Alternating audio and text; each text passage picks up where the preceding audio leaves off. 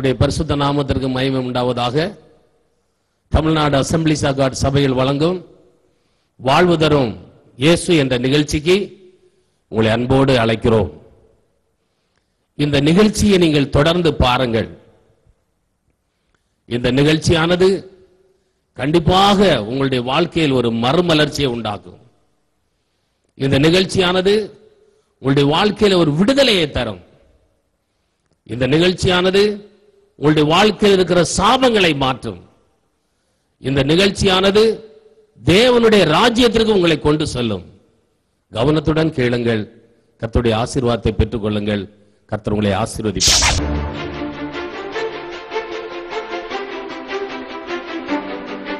உம்மை உயர்த்தி நான் உள்ளம் மகிழ்வேன். முகத்தை பார்த்து என் உள்ளம் நிறைவே. உம்மை உயர்த்தி நான் உள்ளம் மகிழ்வேன். முகத்தை பார்த்து என் உள்ளம் நிறைவே. ஆராதிக்க உம்மிடம் வந்தே ஆவியாலே நிரப்பும். ஆராதிக்க உம்மிடம் வந்தோ ஆவியாலே நிரப்பும்.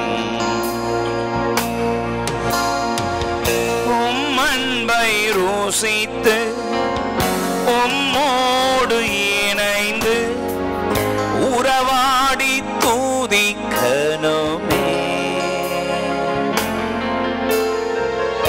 உம் அன்பை ருசித்து உம்மோடு இணைந்து உறவாடி தூதிக்கணுமே. கண்ணீரோடு உந்தனை அணைத்து தூதித்து மகிழனுமே. கண்ணீரோடு உந்தனை அணைத்து தூதித்து மகிழனுமே. உம்மை உயர்த்தி என்று உயர்த்துவோம். உம்மை உயர்த்தி நான் உள்ளம் மகிழ்வேன். உம் முகத்தை பார்த்து என் உள்ளம் நிறைவேன். உம்மை உயர்த்தி நான் உள்ளம் மகிழ்வேன். உம் முகத்தை பார்த்து என் உள்ளம் நிறைவேன். ஆராதிக்க உம்மிடம் வந்தேன். சொல்லலாமா?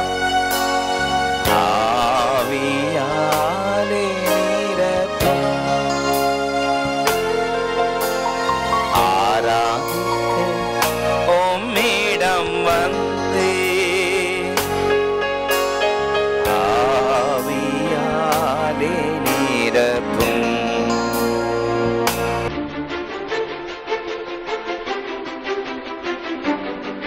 ஆண்டவராகிய இயேசு கிறிஸ்துவின் இனிய நாமம் மகிமைப்படுவதாக. வாழ்வு தரும் இயேசு என்கிற இந்த நிகழ்ச்சிக்கு உங்களை அன்போடு வரவேற்கிறோம்.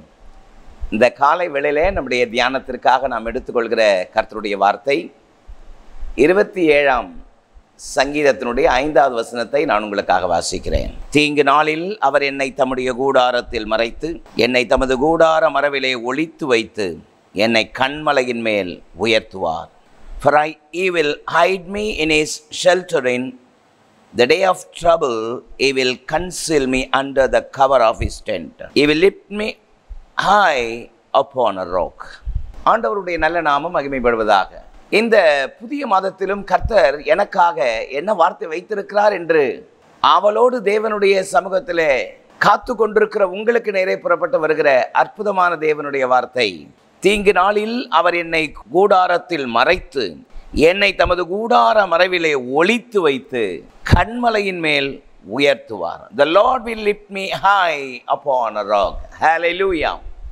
இந்த புதிய மாதத்திலும் ஜீவனுள்ள தேவன் உங்களுக்காக கொடுக்கிற ஒரு அற்புதமான வார்த்தை, என்னை கண்மலையின் மேல் உயர்த்துவார். ஹல்லேலூயா. இந்த மாதத்திலே இந்த அற்புதமான தேவனுடைய வார்த்தைகளை, தீர்க்க தரிசனமான வார்த்தைகளை விசுவாசித்து இந்த மாதத்தில் மட்டுமல்ல, இந்த வருடத்தில் மட்டுமல்ல, வாழ்நாள் முழுவதும் நாம் சொல்ல வேண்டிய வார்த்தை, என்னை கண்மலையின் மேல் உயர்த்துவார் என்கிற அற்புதமான தேவனுடைய வார்த்தைகளை நீங்கள் உச்சரிக்க வேண்டும் என்பதை நான் உங்களை உற்சாகப்படுத்துகிறேன். கடந்த நாட்கள் முழுவதும் கண்ணின் மணி போல காத்து ஒரு புதிய மாதத்தில் பிரவேசிப்பதற்கு தேவன் கொடுத்த கிருபைக்காய் ஸ்தோத்திரம். இந்த புதிய மாதத்திலும் இந்த தேவனுடைய வார்த்தைகளை ஆவலோடு விசுவாசத்தோடு அறிக்கை செய்யுங்கள். கர்த்தர் என்னை கண்மலையின் மேல் உயர்த்துவார். ஆமென். பக்கத்தில் இருக்கிறவர்களை பார்த்து உற்சாகப்படுத்துங்க. கர்த்தர் உன்னை கண்மலையின் மேல் உயர்த்துவார். ஹல்லேலூயா. ஆண்டவருடைய நல்ல நாமம் மகிமைப்படுவதாக. 37ஆம் சங்கீதத்தினுடைய 34ஆம் வசனத்தை நான் உங்களுக்காக வாசிக்கிறேன். நீ கர்த்தருக்கு காத்திருந்து அவருடைய வழியை கைக்கொள், அப்பொழுது நீ பூமியை சுதந்தரித்துக் கொள்வதற்கு அவர் உன்னை உயர்த்துவார்.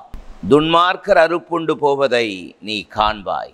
Wait for the Lord and keep his way, and he will exalt you and inherit the land.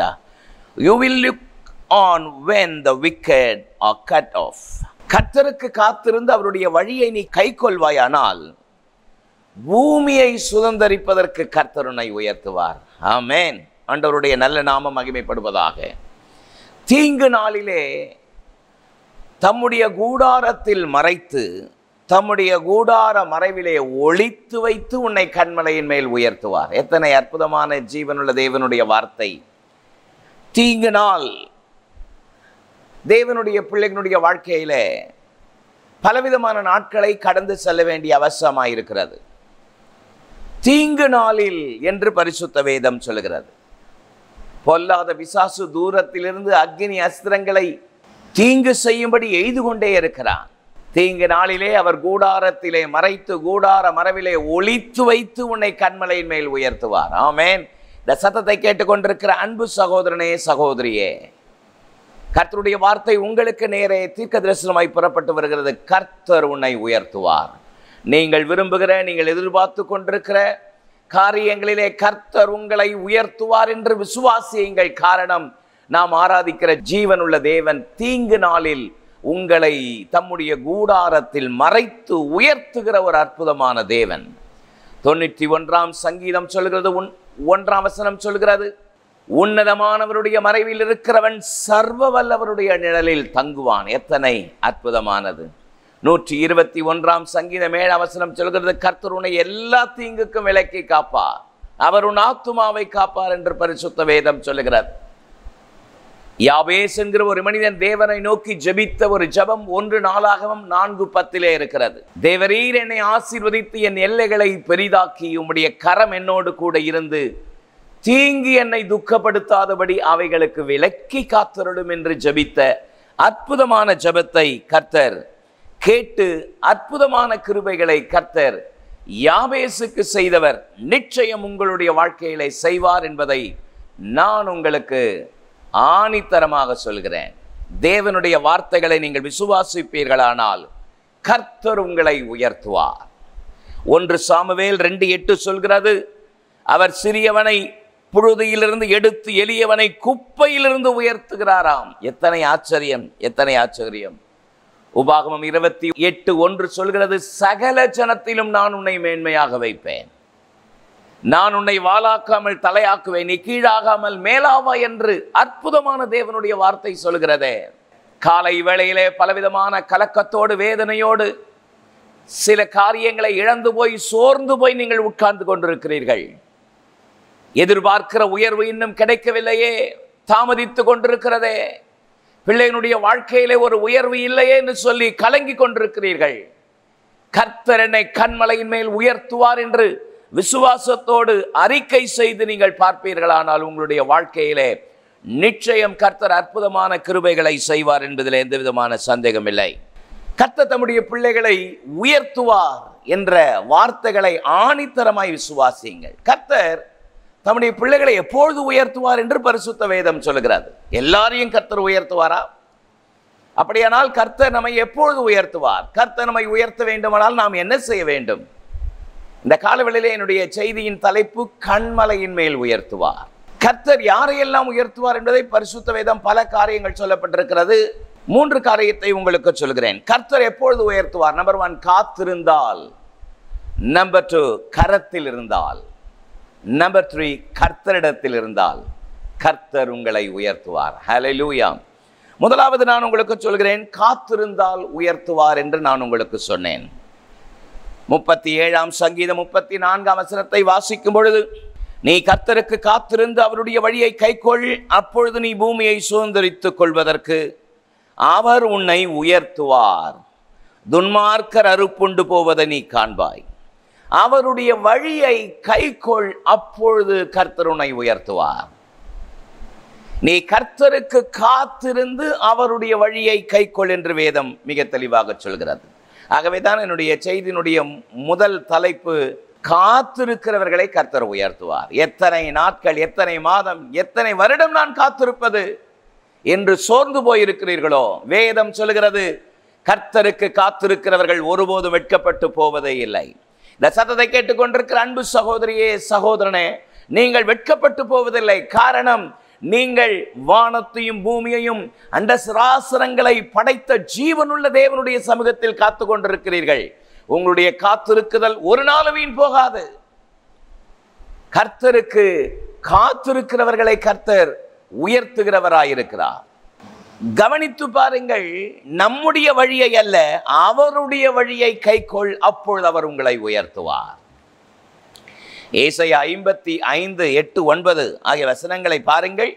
என் நினைவுகள் உங்கள் நினைவுகள் அல்ல, உங்கள் வழிகள் என் வழிகளும் அல்ல என்று கர்த்தர் சொல்லுகிறார். பூமியை பார்க்கிலும் வானங்கள் எப்படி உயர்ந்திருக்கிறதோ அப்படியே உங்கள் வழிகளை பார்க்கிலும் என் வழிகளும், உங்கள் நினைவுகளை பார்க்கிலும் என் நினைவுகளும் உயர்ந்திருக்கிறது. ஹல்லேலூயா. ஆகவேதான் ஆண்டவருடைய வார்த்தை சொல்கிறது, நீ கர்த்தருக்கு காத்திருந்து அவர் வழிகளை கைக்கொள், அப்பொழுது அவர் உங்களை உயர்த்துவார். இந்த சத்தத்தை கேட்கிற வாலிப மகனே, வாலிப மகளே, உன்னுடைய சொந்த வழியிலே நீ செல்லாதே. உன் சொந்த வழியிலே சென்று அலங்கோலப்பட்டு நீ இழந்தது போதும். கர்த்தருடைய வழியை காத்துக்கொள். கர்த்தருடைய வழியை நீ கைக்கொள்வாயானால் கர்த்தர் நிச்சயம் உன்னை உயர்த்துவார் என்பதை நான் உங்களுக்கு சொல்லுகிறேன். 37ஆம் சங்கீதத்தினுடைய 5ஆம் வசனத்தை பாருங்கள். உன் வழியை கர்த்தருக்கு ஒப்புவித்து அவர் மேல் நம்பிக்கையாயிரு, அவரே காரியத்தை வாய்க்க பண்ணுவார் என்று வேதம் சொல்லுகிறது. Commit your ways to the Lord, trust in him and he will act. Commit your way to the Lord. உங்களுடைய வழியை கர்த்தருக்கு ஒப்பு கொடுங்கள். உங்கள் வழியை கர்த்தருக்கு ஒப்பு கொடுங்கள். உங்கள் வழிகள் தாறுமாறாய் இருக்க வேண்டாம். எரேமியா 6:16 வாசித்து பாருங்கள். நீங்கள் வழிகளிலே நின்று பூர்வ பாதைகள் எவை என்று கேட்டு விசாரித்து நல்ல வழி எங்கே என்று பார்த்து அதிலே நடவுங்கள், அப்பொழுது உங்கள் ஆத்துமாவுக்கு இளைப்பாறுதல் கிடைக்கும் என்று கர்த்தர் சொல்லுகிறார். நாங்களோ அதில் நடக்க மாட்டோம் என்கிறார்கள். இன்றைக்கு அநேக வாலிப பிள்ளைகள் மாத்திரமல்ல, இன்றைக்கு அநேக பெரியவர்கள் கூட தங்கள் சொந்த வழிகளை நாடி தேடி ஓடி அலசடிப்பட்டு இழந்து போய் கண்ணீரோடு நிற்கிறார்கள். உங்களை பார்த்து நான் சொல்லுகிறேன், நீ கர்த்தருக்கு காத்திருந்து அவருடைய வழியை கைக்கொள், அப்பொழுது கர்த்தர் உன்னை உயர்த்துவார் என்று பரிசுத்த வேதம் சொல்லுகிறதே. அல்லேலூயா. எத்தனை அற்புதமான ஜீவனுள்ள தேவனை நாம் ஆராதிக்கிறோம். உன் சொந்த வழி வேண்டாம் மகனே, வேண்டாம் மகளே. கர்த்தருடைய ஆலோசனைக்கு நீ கீழ்ப்படி. நீதிமொழிகள் 3ஆம் அதிகாரம் 5, 6 ஆகிய வசனங்களை வாசித்து பார்க்கும் பொழுது, உன் சுயபுத்தியின் மேல் சாயாமல் உன் முழு இருதயத்தோடும் கர்த்தரில் நம்பிக்கையாயிருந்து உன் வழிகளிலெல்லாம் அவரை நினைத்துக்கொள், அப்பொழுது அவர் உன் பாதையை செவ்வைப்படுத்துவார். ஹல்லேலூயா. உன் வழிகளிலெல்லாம் அவரை நினைத்துக்கொள். நீ செல்லுகிற இடமெல்லாம் கர்த்தருடைய கரம் உன்னோடு கூட இருக்க வேண்டுமானால் உன் வழிகளிலெல்லாம் உன் சுயபுத்தியின் மேல் நீ சாயாமல் உன் வழிகளிலெல்லாம் அவரை நினைத்துக் கொள்வாயானால் கர்த்தர் உன் பாதைகளை செவ்வைப்படுத்துவாரே, கர்த்தர் உன்னை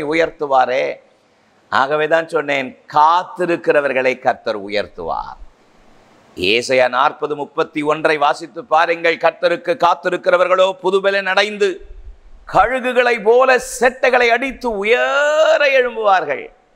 அப்படிப்பட்ட ஒரு பெரிய மாற்றத்தை உங்கள் வாழ்க்கையில கர்த்தர் தருவார். இந்த சத்தத்தை கண்ணீரோடு கேட்டுக்கொண்டிருக்கிற அன்பு மகளே, நிச்சயமாகவே கர்த்தர் உங்களுடைய வாழ்க்கையில் ஒரு புத்திர பாக்கியத்தை தந்து உங்கள் முகங்களை கர்த்தர் நிச்சயம் பிரகாசிக்க செய்து உங்களை கம்பீரிக்க செய்வாராக என்று இயேசுவின் நாமத்தினாலே நான் உங்களை ஆசீர்வதிக்கிறேன். காத்திருக்குதல், கர்த்தருக்காக காத்திருக்குதல் ஒரு நாளும் வீணாகாது. தைரியமாயிருங்கள். காத்திருக்கிறவர்களை உயர்த்துவார். நம்பர் 2, கரத்தில் இருந்தால் உயர்த்துவார் என்று சொன்னேன். என்னோடு கூட 1 பேதுரு 5:6 நீங்கள் எடுத்துக்கொள்வீர்களானால், 1 பேதுரு 5:6, ஏற்ற காலத்தில் தேவன் உங்களை உயர்த்தும்படிக்கு அவருடைய பலத்த கைக்குள் அடங்கியிருங்கள். Humble yourselves therefore under the mighty hand of God, so that at the proper time he may exalt you. ஆகையால் ஏற்ற காலத்திலே கர்த்தர் உங்களை உயர்த்தும்படி, நாம் ஆராதிக்கிற ஜீவனுள்ள தேவன் ஏற்ற காலத்திலே எல்லாவற்றையும் செய்கிறவர். ஆமென். ஆகையால் கர்த்தர் உங்களை ஏற்ற காலத்திலே உயர்த்தும்படி அவருடைய பலத்த கைக்குள் அடங்கி இருங்கள். ஆகவே தான் என்னுடைய செய்தியினுடைய 2வது தலைப்பு கரத்தில் இருந்தால் உயர்த்துவார் என்று சொன்னேன். ஏற்ற காலத்திலே ஆசீர்வதிக்கிறவர். பிரசங்கி 3:11 சொல்கிறது, எல்லாவற்றையும் அதனதன் காலத்தில் நேர்த்தியாய் செய்கிறவர்.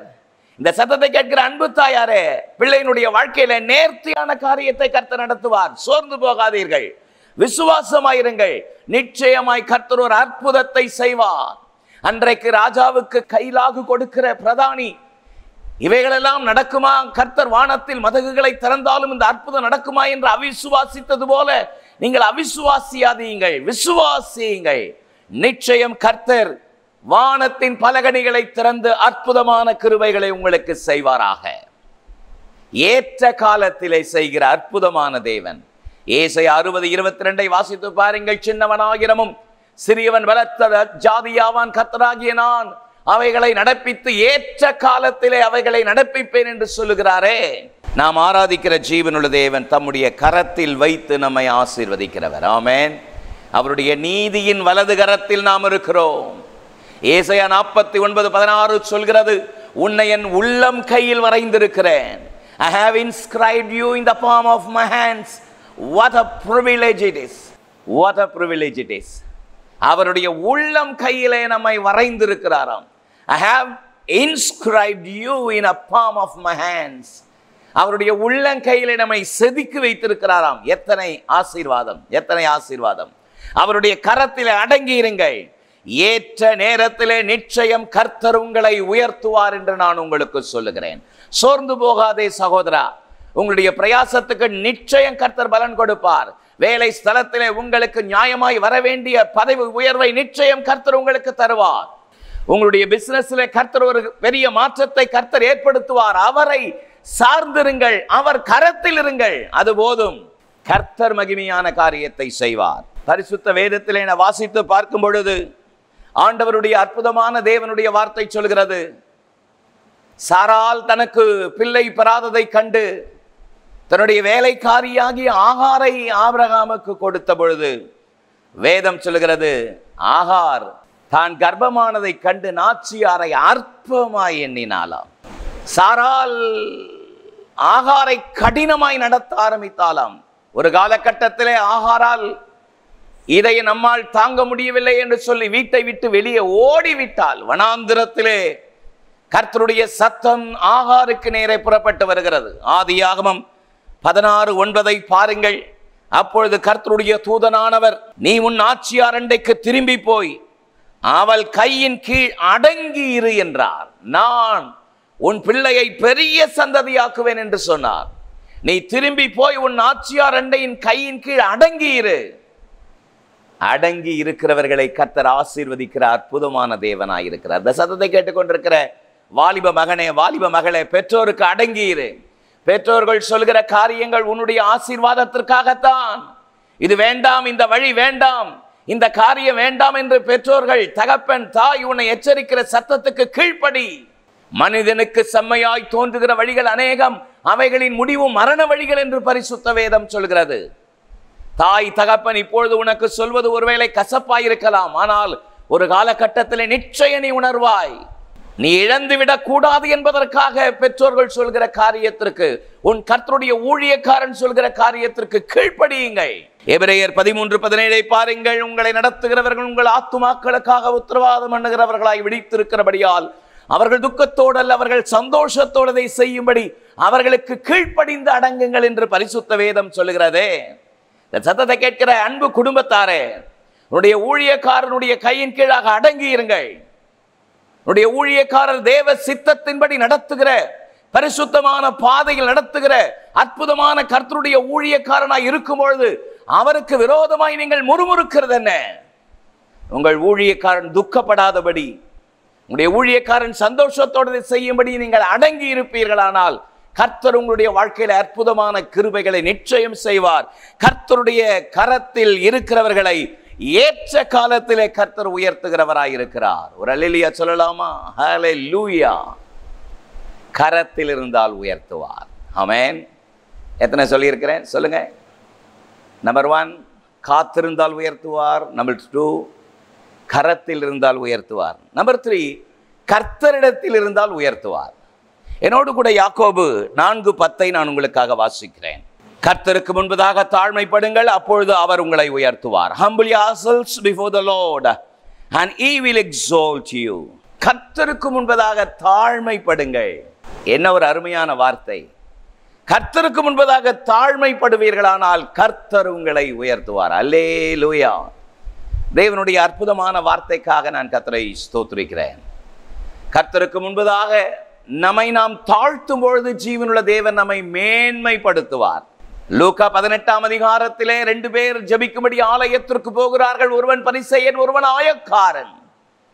பரிசேயன் தான் செய்யாததை அல்ல, செய்ததை தான் சொல்லி காண்பிக்கிறான். நான் இப்படி செய்தேன், அப்படி செய்தேன், உபவாசித்தேன், தானம் தர்மம் பண்ணேன், எல்லாவற்றையும் சொல்கிறான். ஆனால் ஆயக்காரனோ தூரத்தில் நின்று தன் கண்களை வானத்திற்கு ஏறெடுக்க துணியாமல், பாவியாக என் மேல் கிருபையாயிரும் என்று தன்னை தாழ்த்தின பொழுது நடந்தது என்ன தெரியுங்களா? வேதம் சொல்கிறது, அவன் அல்ல இவனே நீதிமானாக வீடு திரும்பினான். ஹல்லேலூயா. எத்தனை அற்புதம். கர்த்தர் யாரை உயர்த்துகிறார்? பெருமை உள்ளவர்களை அல்ல. வேதம் சொல்லுகிறது பெருமை உள்ளவர்களுக்கு தேவன் எதிர்த்து நிற்கிறார். 1 பேதுரு 5:5 சொல்கிறது பெருமை உள்ளவர்களுக்கு தேவன் எதிர்த்து நிற்கிறார், தாழ்மை உள்ளவர்களுக்கு கிருபை அளிக்கிறார். The Lord always resists the proud one. இந்த சத்தத்தை கேட்கிற சகோதரியை, உனக்கு பெருமை வேண்டாம். சகோதரா, பெருமை வேண்டாம். தாழ்த்து உன்னை. உன் பணம், உன் அந்தஸ்து, உன் படிப்பெல்லாம் ஒரு நிமிஷத்துல அழிந்து போய்விடும், ஒரு நிமிஷத்துல மறைந்து போய்விடும். அவைகள் நிலை உள்ளவைகள் அல்ல, நிலை இல்லாதவைகள். கர்த்தருக்கு முன்பதாக தாழ்மைப்படுங்கள். என் படிப்போ, என்னுடைய பணமோ, அந்தஸ்தோ, ஆஸ்தியோ, இவைகளெல்லாம் நீர் எனக்கு கொடுத்தது என்று தாழ்மைப்படுங்கள். வேதம் அதை தான் சொல்லுகிறது. நீதிமொழிகள் 3:34 ஆண்டவருடைய வார்த்தை விதமாக சொல்கிறது, இகழ்வோரை அவர் இகழ்கிறார், தாழ்மை உள்ளவர்களுக்கோ கிருபை அளிக்கிறார். தாழ்மை உள்ளவர்களுக்கு கிருபை அளிக்கிற அற்புதமான தேவனை நாம் ஆராதிக்கிறோமே. உங்களுடைய வாழ்க்கையில் இந்த தாழ்மையை நீங்கள் தரித்து கொள்ள வேண்டும் என்று ஜீவனுள்ள தேவனுடைய விருப்பம் அதுவாயிருக்கிறதே. மீகா 6:8 பாருங்கள். மனுஷனே, நன்மை என்னதென்று அவர் உனக்கு அறிவித்திருக்கிறார். நியாயம் செய்து இரக்கத்தை சிநேகித்து உன் தேவனுக்கு முன்பதாக மனத்தாழ்மையாய் நடப்பதை அல்லாமல் வேறு எண்ணத்தை அவர் உன்னிடத்திலே கேட்கிறார். வேறு எண்ணத்தை உன்னிடத்திலே கேட்கிறார். இந்த கால வேளையில தேவ சமூகத்தில் மனத்தாழ்மையாய் நடப்பதை அல்லாமல் வேறு எண்ணத்தை கேட்கிறார். வீண் பெருமை வேண்டாம். உன்னுடைய வாழ்க்கையில தகப்பனே, இந்த உயர்வு, இந்த பதவி, இந்த ஆசீர்வாதம் எல்லாம் நீர் எனக்கு கொடுத்ததப்பா. தகப்பனே, என்னை உம்முடைய கரத்திலே தாழ்த்துகிறேன் என்று உங்களை ஆண்டவருடைய கரத்திலே அர்ப்பணித்து பாருங்கள், தாழ்த்தி பாருங்கள். அதுதான் ஆசீர்வாதம். 2 நாளாகமம் 7:14 விதமாக சொல்கிறது, என் நாமம் தரிக்கப்பட்ட என் ஜனங்கள் தங்களை தாழ்த்தி ஜெபம் பண்ணி என் முகத்தை தேடி தங்கள் பொல்லாத வழிகளை விட்டு திரும்பினால் பரலோகத்தில் இருக்கிற நான் ஜெபத்தை கேட்டு பாவத்தை மன்னித்து சேமத்தை தருவேன் என்று சொல்லியிருக்கிறாரே. I will forgive their sins. பாவத்தை மன்னித்து சேமத்தை தருவேன். I will forgive their sins and heal their lands. பாவத்தை நீக்கி சேமத்தை தருகிறவர். அதுதான் நம்முடைய அற்புதமான ஜீவனுள்ள தேவன். பாவத்தோடு எந்த மனுஷனையும் கர்த்தர் ஆசீர்வதிக்கிறவர் அல்ல. யோசுவா 3:5 அதை தானே சொல்கிறது. இன்றைக்கு உங்களை பரிசுத்தம் பண்ணிக் கொள்ளுங்கள், நாளைக்கு கர்த்தர் உங்கள் நடுவில் அற்புதங்களை செய்வார். இன்னைக்கு பரிசுத்தம், நாளைக்கு அற்புதம். அதுதான் ஆண்டவருடைய ஃபார்முலா. ஆனா நம்ம என்ன சொல்றோம்? இன்னைக்கு ஆசீர்வதியும் ஆண்டவரே, நாளைக்கு பரிசுத்தம் பண்ணிக்கிறோம். அதுதான் டிலே ஆகுது. யாரை கர்த்தர் உயர்த்துவார்? கர்த்தரிடத்தில் இருக்கிறவர்களை உயர்த்துவார். ஆமென். தீங்கு நாளில் அவர் கூடாரத்தில் மறைத்து தம்முடைய கூடார மறைவிலே ஒளித்து வைத்து கண்மலையின் மேல் உன்னை உயர்த்துவார். ஹல்லேலூயா. நாம் ஆராதிக்கிற ஜீவனுள்ள தேவன் உங்களை கண்மலையின் மேல் உயர்த்துகிறவர். தேவனுடைய வார்த்தைகள் ஒரு நாளும் வெறுமையாய் திரும்பாது. அவர் உன்னை கண்மலையின் மேல் உயர்த்துவார். யாரை உயர்த்துவார்? காத்திருக்கிறவர்களை உயர்த்துவார், கரத்தில் இருக்கிறவர்களை உயர்த்துவார், கர்த்தரிடத்தில் இருக்கிறவர்களை உயர்த்துவார். உங்களுக்காக நான் ஜெபிக்கட்டுமா? மகா இரக்கமும் கிருபையும் உள்ள எங்கள் நல்ல பிதாவே, நாங்கள் மை ஸ்தோத்திரிக்கிறோம். ஆசீர்வாதமான வேலைக்காக உமக்கு நன்றி தகப்பனே. இந்த நாளிலும் உம்முடைய அற்புதமான இரக்கம், கிருபை, தயவுக்காக ஸ்தோத்திரிக்கிறோம். தேவரீர் இந்த நாளிலும் கூட வாழ்வு தரும் இயேசு என்கிற இந்த நிகழ்ச்சியிலே தங்களை அர்ப்பணிக்கிற உடைய பிள்ளைகளுடைய வாழ்க்கையிலே நீண்ட நாட்களாக அவர்கள் எதிர்பார்த்து கொண்டிருக்கிற ஒரு உயர்வை அவர்கள் சுதந்திரிக்கத்தக்கதாக ஒரு அற்புதத்தை கர்த்தர் நீர் செய்யும்படி நாங்கள் ஜெபிக்கிறோம். உம்முடைய கிருபையின் கரமுடைய பிள்ளைகள் மேல் நீட்டப்பட்டிருக்கிறதுக்காக நன்றி ஆண்டவரே. ஆண்டவராக இயேசு கிறிஸ்து நீர் வாழ்வு தருகிற தெய்வம் அல்லவா? உம்முடைய பிள்ளைகளுடைய வாழ்க்கையிலே ஒரு மாற்றத்தை உண்டு பண்ணுவீராக. உமது நாமத்தினாலே உமது அடியானுடைய பிள்ளைகளை ஆசீர்வதிக்கிறேன். இயேசுவின் மூலம் ஜெபம் கேளும் எங்கள் ஜீவனுள்ள நல்ல பிதாவே, ஆமென். வாழ்வு தரும் இயேசு என்கிற நிகழ்ச்சி உங்களுக்கு ஆசீர்வாதமாக இருந்திருக்கும் என்பதில் எந்த சந்தேகமும் இல்லை. கர்த்தர் உங்களை ஆசீர்வதிப்பாராக. எமது ஊழியங்கள் வேதாகம கல்லூரிகள் AGTBC Madurai, MABC Chennai, Trinity KP வலசை, AG சிறுவர் ஊழியம், கிறிஸ்துவில் ஸ்தானிகள் அதாவது வாலிபர் ஊழியம், CA மாணவர்கள் ஊழியம், SFC ஆண்கள் மற்றும் பெண்கள் ஐக்கியம், பரிபூர்ண ஜீவன் பத்திரிகை ஊழியம், AG மிஷனரி ஊழியம். எமது தரிசனம் கிராமங்கள் தோறும் சபைகள் தோறும் பயிற்சி மையங்கள்.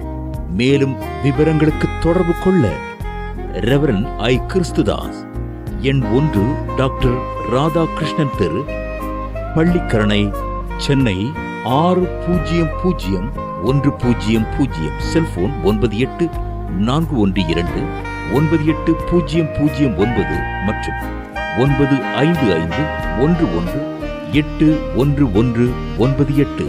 Email ichristdas@yahoo.co.in.